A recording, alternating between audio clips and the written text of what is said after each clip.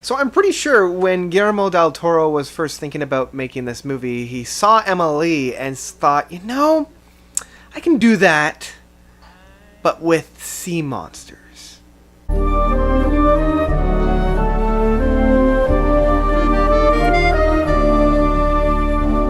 The Shape of Water soundtrack by Alexandre Desplat. I think it's Desplat? I use Google Translate. I want to say Desplat, but I'm pretty sure it's Desplat. Now, this guy is just the perfect balance of whimsical fairy tale and the darkness within us all. It captures perfectly the overall tone of the movie, and the overall tone of the movie is very much like that. It's a fairy tale, but dealing with what exactly are monsters and what exactly are humans capable of. And so all of that is really felt within the soundtrack of it. And that is a really hard concept to translate onto the sound waves, right? It feels very much like the soundtrack to Emily in certain sense, but it also feels like the soundtrack of past Guillermo's works, like Pan's Labyrinth.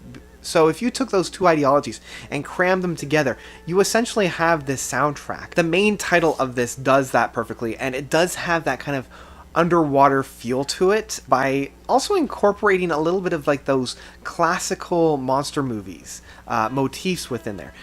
So The Shape of Water, the title track, starts off with just a little bit of a guitar, and then like this synthesizer or like this whistling that provides the lead. So you have the rhythm guitar laying down the foundation, and then this whistling, almost like that strange instrument that you would hear with UFOs being played over top of that, and it provides just the perfect allegory for the overall film.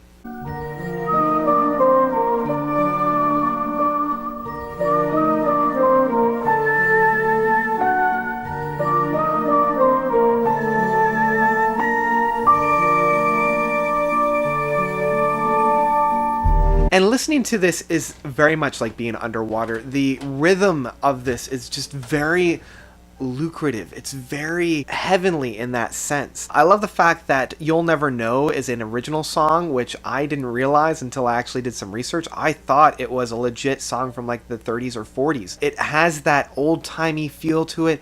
It is a legit song. It isn't just a score piece. And it's one that's really utilized so well in being the lead character's like voice within the film.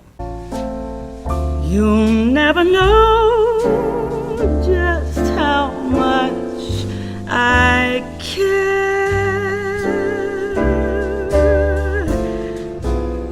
and if I tried, Now the main theme for the creature is very ominous, to say like a Jaws, where the beginning is just like that duh, duh, and it works perfectly because it's an underwater creature.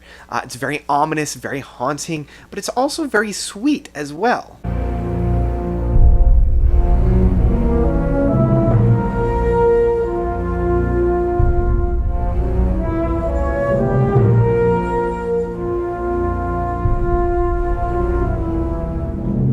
Like, you do kind of have to dig a little bit for the sweetness, but it's there within, I want to say it's either like a cello or a bass, like a string bass. But either way, it's still it's very dense and very dark, which is countered perfectly to Elsa's theme. And Elsa's theme is just so whimsical and so happy, and it's a little bit awkward, which is perfectly captured for Elisa's. It's just, I don't know, it's got the little bit of that flute to really up the tempo a little bit. It's got a lot of that little, like, it's a lot faster within its movement, kind of like how she walks and whatnot. It's just on the nose.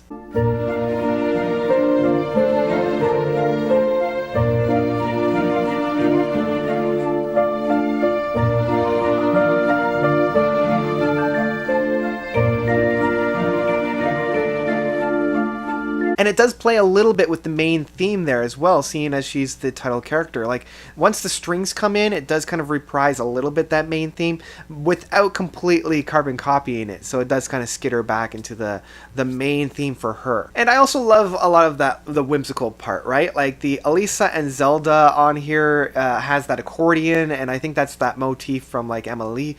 And it's just a lot of fun. I love the little bouncy atmosphere. And I love how these themes come together throughout the soundtrack. One that I love is the Silence of Love, where you have the grounding and the bass line from the creature, and then it's blended with Alisa's main theme as well to have this kind of a little bit of a dance, whereas it comes through within the main theme of The Shape of Water, kind of coming in and over top of that. And I also love the underwater kiss. Like, this one just made me melt. This was the one that makes it much more intimate and much more personal as well, and it just does a very great job of really providing that floaty, heavily feel, but contextualizes it within the presentation of the music. And so those are some of the highlights about this album, and I gush about this album quite a bit.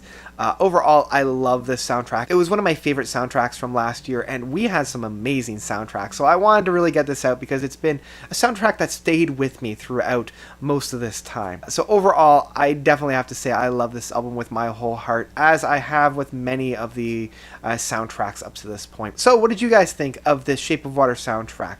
Let me know of your own thoughts by commenting down below. Thank you guys so much for watching. You guys, as always, are definitely the best. And until next time, notes out. You'll never know